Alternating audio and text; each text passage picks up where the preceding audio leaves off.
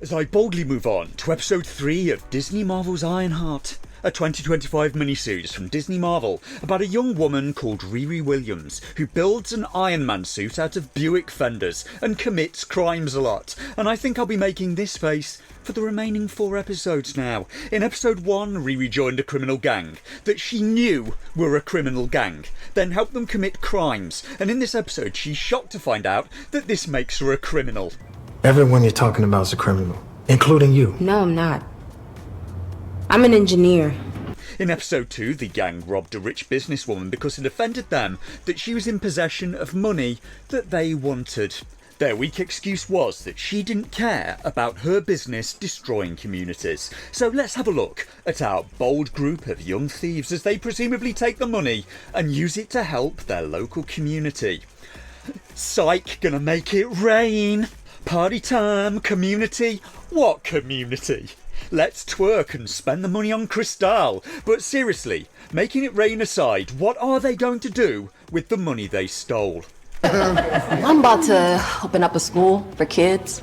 Oh well, that's something. Maybe they do want to help people after all. I'm about to open up a school for kids as a money laundering front for my black market explosive. Wow, just wow. I thought my expectations were low, yet somehow the show went even lower. The gang justified taking the money in the first place, remember, because the woman they robbed and her fast transport system, in their words, didn't care if she destroyed communities, so they stole the money. And the exact character who justified robbing her for that very reason is going to use the money she stole to start a business selling bombs. Is this a joke? At this point, I have yet again reached the condition that I don't even know if this was written by idiots or if it's supposed to be a parody. I saw a comment a few days ago that strikes me as being very true. The comment went, if this show hadn't been made by a company that pretends to lean left, it would be getting called a hate crime.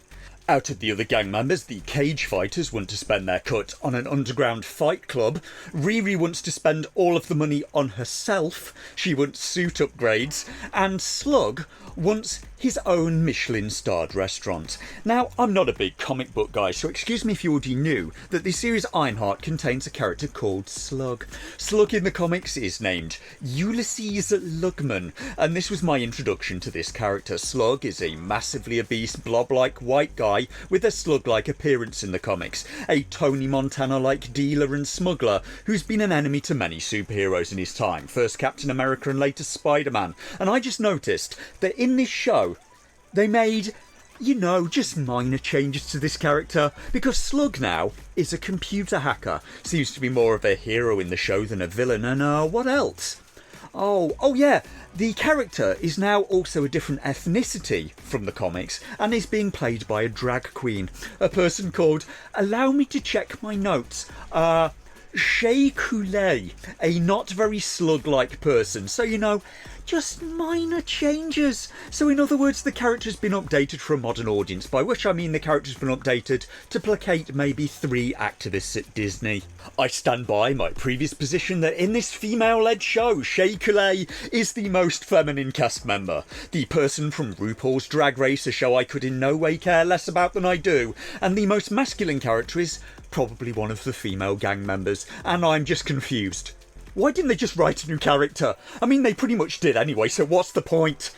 It seems kind of rude to palm off African American folks with previously white characters instead of writing something original.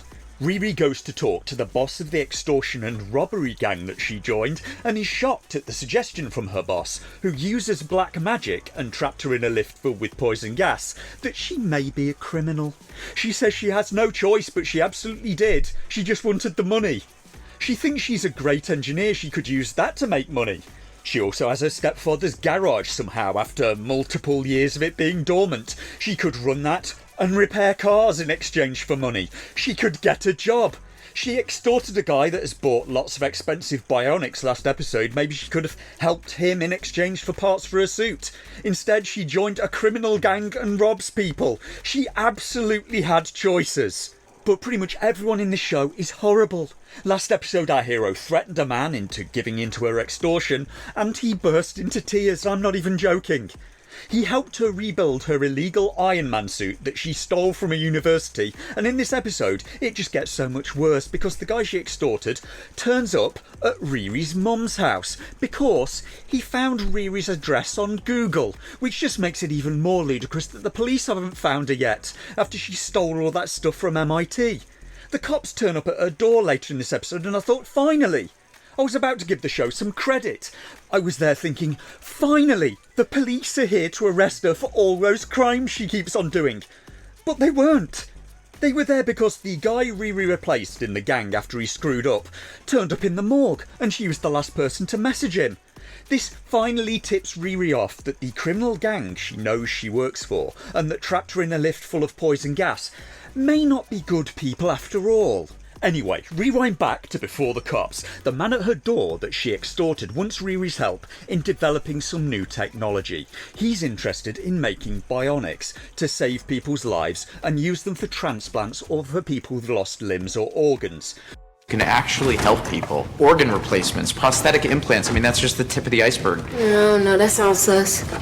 Which is what Riri claims she wants, to help people. Yet that's who she extorted last episode so she could instead use the bionic parts to rob people. He has some bionic replacement skin later in this episode that Riri wants to re-engineer to allow her to commit yet another crime. But before this very insecure man will help her rework it, he says the skin tech can be traced back to him and makes Riri swear that she won't get him into trouble. She swears, then later in this episode, she leaves the skin at the scene of a murder. So this guy knocks on Riri's door and her mum answers it and says, "Daughter, why is there a sweaty middle-aged white man at my door?" And why do I point this part out specifically? I do this because I want you to imagine this scenario differently. Instead, Riri's mum answers the door, the man asks for Riri, and the man looks inside and says to Riri, "Why is this sweaty middle-aged black woman answering your door?" Or imagine if last episode Riri had instead extorted a Chinese woman and her mum had instead asked, "Daughter, why is this sweaty middle-aged yellow woman at my door?" I don't think anyone would consider that acceptable, but actions that would be considered horribly racist and bigoted if the shoe was on the other foot are instead played for laughs at Disney Marvel. It's kind of their politics bleeding through onto the screen yet again.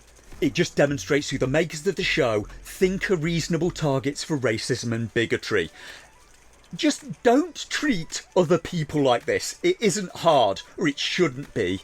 And the guy who her mum just insulted could be someone that Riri desperately needs help from as far as her mum knows. This series just makes black folk look terrible. You may think, isn't it bad that Disney Marvel put this out? But in some ways it's worse, because this show, much like Robin Hood that I reviewed relatively recently, these shows are made by black creators. This is black folk doing it to themselves. Like in the movie Black Panther, where I still can't believe they kept the character of a large black man in a gorilla suit from the comics called Man-Ape. In episode 3, the criminal gang that Riri joined decide to extort yet another business. It's a biotech company this time that engineers better seeds, and the gang's argument is once again terrible. The company puts farmers out of business, that's their excuse, that's it. Sorry, but I'm going to need quite a lot more than that, because if they put farmers out of business by providing better goods at cheaper prices, surely that's a good thing for the people buying the goods. I mean, come on, give me something. Maybe have the company put local farmers out of business, then double prices. If you want me to be on board with business owners getting extorted, don't just tell me an owner doesn't care about communities. Tell me she bribed politicians to get people thrown out of their houses to build her business. The gang break into this biotech firm that's on some sort of floating island, and they know that the whole facility has sensors that detect any kind of metals to protect the valuable plants growing there. This is just an excuse in the plot to get Riri out of her suit. And then they get inside, and the whole place is just filled with metal objects. The gang plan to threaten the business owner. If he doesn't pay them, they'll set fire to his greenhouses. The boss of the criminal gang, I don't even see why he needs a gang at all. He just walks into the boss's office with no problems. He can turn invisible and seems to have superhuman strength. He could just threaten the boss by saying, "Give me what I want, or I'll start breaking every bone in your body." Meanwhile, Riri has decided to try to steal part of the boss's magic cape to analyse it, so she sneaks into the facility using the artificial bionic skin to get a laser cutter past the security system. Riri steals part of the cape, but in doing so sets off the security system for the facility. A security system that for some unknown reason Slug the Hacker left running. So her boss then ends the life of the head of the corporation for disrespecting him, and on the way out Riri runs into the guy with knives who recruited her into the gang in the first place. He sees her with the piece of cape and not in her suit, realises her betrayal and attacks her. And as the whole gang are trapped in the facility filling up with carbon dioxide, and I watched the levels on their meters go past 95%, I thought, how dramatic. None of that sounds right. So I went and looked it up, and in reality, it appears the level of CO2 that starts to be fatal to humans is 4%. So Disney, you may want to get someone to look at your scripts at some point that managed to pass high school chemistry. And everybody in the facility appears to have metal belt buckles and be carrying firearms. In a facility, remember, that if any metals are sensed, shuts all of the doors and floods the entire facility with unbreathable gas. After a fight scene, Riri leaves the boss's cousin and member of the gang to suffocate in the facility. Everyone else escapes, and Riri leaves incriminating evidence at the scene of the crime. Also, the boss, due to his magic powers, just knows exactly what Riri did. So once again, Riri has screwed literally everything up.